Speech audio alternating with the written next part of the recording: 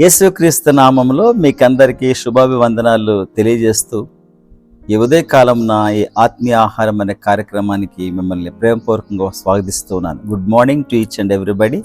మీరందరూ చక్కగా ఉన్నారని భావిస్తూ ఉన్నాను. చక్కగా నిద్రపోయారా? రాత్రి వేళ చక్కటి నిద్రపోయి ఉదయం లేచి ప్రభుని నిజంగా స్తుతించారా? ఆకాశం వైపు మనం కన్నులెత్తి అలా దేవా thank you for a new day అని మనం చెప్పేటువంటి వారం, ఎల్లప్పుడూ ప్రభుని మనం స్తుతించేటువంటి వారంగా ఉండాలి. మీరు స్తుతించారని నేను భావిస్తూ ఉన్నాను. మీకు ఈ రోజున ఒక విషయాన్ని నేను గుర్తు చేయాలని నేను ఆశపడుతూ ఉన్నాను. ఫర్ ఎగ్జాంపుల్, ఒక ఫ్యామిలీ ఉందనుకోండి, భార్యాభర్తలు ఉన్నారే అనుకోండి. భార్యాభర్తలు ఇరువురు కూడా మరి ఒకే మనస్తత్వము లేకపోతే, అంటే నా ఉద్దేశం ఏంటి, మనస్తత్వం అంటే నా ఉద్దేశం ఏంటంటే ఒకే ఒక ఏక మనసు అనేది ఉండాలి. ఒక ఫ్యామిలీని ఈ విధంగా నేను తీసుకుని వెళ్ళాలి, పిల్లల్ని ఈ విధంగా నేను పెంచాలి, మన ఆత్మీయమైన జీవితం ఈ రీతిగా ఉండాలి, ఏక మనసు కలిగి ఉండాలి భార్యాభర్తలు అనగానే. అలాగే లేకపోతే ఏం జరుగుతుందో తెలుసా? రండి ఒక్కసారి వాక్యాన్ని చూద్దాం. పేతురు రాసిన మొదటి పత్రిక 3వ అధ్యాయము 7వ వచనాన్ని గమనించండి.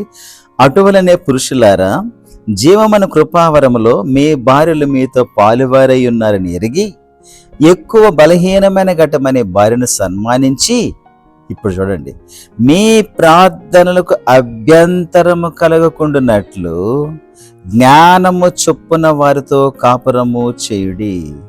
If there is a disagreement in the home, your prayers will not be answered. కాబట్టి భార్యాభర్తలు ఇరువురు కూడా ఏక మనసు కలిగి ప్రార్థన చేయాలి. మీకు ఒక విషయం చెప్పనా?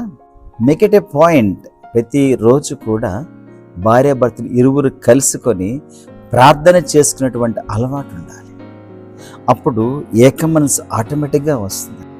అంతేకాకుండా మనము ప్రతిరోజు కూడా భార్యాభర్తలు ఇరువురు కలుసుకొని చక్కగా కాసేపన్నా మాట్లాడుకోవాలి. ఒకవేళ హృదయంలో ఏదన్నా బాధ వచ్చిందంటూ ఎదుటి వ్యక్తిని బట్టి, భార్యను బట్టి లేకపోతే భర్తను బట్టి, వెంటనే మనం వారితో మాట్లాడి, మీరు ఇలాగ అన్నారండి, నాకు చాలా బాధ అనిపించింది అని వ్యక్తపరచండి. అవునా, మరి నా ఉద్దేశం ఎలాగుంది కాబట్టి నేను ఇట్లా అన్నాను అని తను చెప్తారు. అప్పుడు ఇద్దరికి ఏమవుతుంది? ఒక విధమైన శాంతి ఇంట్లో ఉంటుంది. అంతేకాకుండా ప్రార్థన చేసినప్పుడు ఏక మనసు ఉంటుంది. అంతేగాని అబ్బో ఈయనేంటి పెద్ద ప్రార్థన చేస్తున్నాడు, దేవుడేం వినడలే ఈయన ప్రార్థన, ఈవిడేంటి నాతో సరిగ్గా ఉండకుండా మరి చక్కగా ఏదో ప్రార్థన చేస్తున్న, దేవుడు వింటాడే ఈ ప్రార్థన, ఇలాగ చాలామంది భావిస్తూ ఉంటారు. అలా కాకుండా మనం ఏం చేయాలనంటే ఏక మనసుతో ఉన్నప్పుడే మనము చక్కగా దేవుళ్ళు ఎదగలం. అప్పుడు మన ప్రార్థనకు కూడా అభ్యంతరం ఉండదన్నమాట. చాలాసార్లు ఎఫెక్టివ్ ప్రార్థన ఎందుకు చేయలేకపోతున్నాము అని అంటే, ఒకవేళ నీవు కానీ నేను కానీ భార్యను మనం ప్రేమించుకుంటాం, లేకపోతే భర్తను మనం ప్రేమించుకుంటా, నువ్వు ఎంత భక్తి ప్రదర్శించి అది ఉట్టిదే.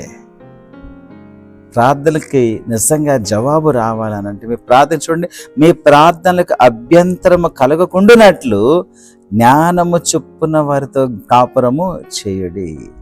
ఏమండి, సంసారాన్ని ఎదడానికి డబ్బు అవసరమే, కానీ డబ్బే కాదు ప్రాముఖ్యము, జ్ఞానం, దైవికమైన జ్ఞానము కూడా కావాలి. దైవికమైన జ్ఞానం ఏంటో తెలుసా?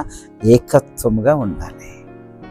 ఏక మనసు ఎప్పుడైతే ఉంటుందో చక్కగా కుటుంబాన్ని నడిపిస్తూ ఉంటారు. చక్కటి దిశగా ఆ కుటుంబం ప్రయాణం అవుతూ ఉంటుంది. కాబట్టి ఇది జ్ఞాపకం చేసుకునండి. ఏకత్వం పొంది నిజంగా ఏక మనసుతో ప్రార్థన చేయండి. ఇద్దరు కూడా ఎప్పుడు ఒకే మనసు కలిగి ఉండాలి. మనము చూడండి, భార్య నేను యేసుప్రభులాగా తయారవ్వాలి అని కోరుకోవాలి, భర్త కూడా నేను యేసుప్రభులాగా తయారవ్వాలి. అప్పుడు ఇరువురిలో ఉన్న ఇన్ఫర్మేటివ్స్ అంతా కూడా చక్కగా క్రీస్తుని కలిగి మీరు వెళుతున్నారు కాబట్టి ఒక దినాన క్రీస్తవులు ఇద్దరు అవుతారు. ఎంత చక్కగా ఉంటుంది, ఆలోచన చేయండి. కాబట్టి అలా ఉండాలని ప్రభు కోరుతూ ఉన్నాడు. కాబట్టి అక్కడ క్లాస్ పెట్టేశాడు, మీ ప్రార్థనకు అభ్యంతరం కలుగుతుంది. ఎప్పుడు మీరిద్దరూ ఏకత్వంగా, అంటే ఏక మనసు లేకపోతే ఖచ్చితంగా God will not here our prayers my dear friends. ఇది జ్ఞాపకం చేసుకోవాల్సిందే మనవి చేస్తూ ఉన్నాను. ఒకవేళ మీకు అలాగే ఏదన్నా అనిపిస్తే ఇప్పుడే సారీ చెప్పండి భార్యకి, తప్పేం లేదు. భర్తకు కూడా సారీ చెప్పండి, తప్పేమీ లేదు. Nothing wrong. ఈగో ఇవన్నీ కూడా పక్కన తీసివేసి హృదయపూర్వకంగా ప్రేమించడం నేర్చుకోవాలి. ఎప్పుడైతే హృదయపూర్వకంగా ప్రేమిస్తామో ఆటోమేటిక్గా ఏకత్వం వచ్చేస్తూ ఉంటుంది. ప్రార్థన చేసుకుందామా? ప్రేమగల మా దేవ, కృపగల మా రక్షక, మీకు వందనాలు, స్తోత్రాలు చెల్లించుకుంటూ ఉన్నాము తండ్రి. ఇదే నాన్న, ఈ రీతిగా మీరు మాతో మాట్లాడిన విధానాన్ని బట్టి మేము స్తుతిస్తూ ఉన్నాము తండ్రి. నిజమే, కుటుంబాలలో ఏకత్వం లేకుండా, ఏక మనసు లేకుండా ఉంటున్నాయి కాబట్టే ప్రభువా మా ప్రార్థనలకు అభ్యంతరంగా ఉంటూ ఉన్నాయి. అలా కాకుండా కుటుంబం అంతా కూడా కలిసి ప్రభువా ఏకత్వంగా ఉండి నన్ను ఏక మనసుతో ప్రార్థన చేసేటువంటి అనుభవంలోకి మా ప్రియ శ్రోతలను నడిపించవలసిందిగా వేడుకుంటూ ఉన్నాం. నాయనా ప్రభువా, మీ దీవెనలతో కప్పండి. ఈ దిన ఆశీర్వాదాలతో మరొకసారి నింపండి ప్రభువా. వాళ్ళ రాకపోకల యందు ప్రభువా మీ దీవెన మీద సమృద్ధిని దయచేయండి. చక్కటి ఆలోచనలు దయచేయండి నాయన. గొప్ప విడుదల వారు చూసేటువంటి భాగ్యము దయచేయండి నాయన. స్వస్థత ప్రభువా ఈ సమయం అందే ప్రభువా, ఎవరికి స్వస్థత కావాలో ప్రభువా నాయన వారు స్వస్థత పొందునుగాక. ప్రభువా మీకు వందనాలు, స్తోత్రాలు నాయన. దీవించి ఆస్వాదించి వర్ధిల్లింప చేయవలసింది వేడుకుంటూ యేసుక్రీస్తు నామంలో అడిగి వేడుచు ఉన్నాము తండ్రి, ఆమేన్. ప్రియ సోదరి సోదరుడా, మరొకసారి నా విన్నపాన్ని మీరు మన్నించండి. ప్లీజ్ సబ్స్క్రైబ్ చేయండి. ఇతరులకు కూడా ఈ యొక్క ఆత్మీయ ఆహారాన్ని మరి పంచిపెట్టండి. మీ వంతు కృషి మీరు చేయండి. ఎందుకో తెలుసా, మన వెంట మన క్రియలు వస్తాయి. కాబట్టి let us do good things for the sake of the kingdom of God. Thank you. God bless you all.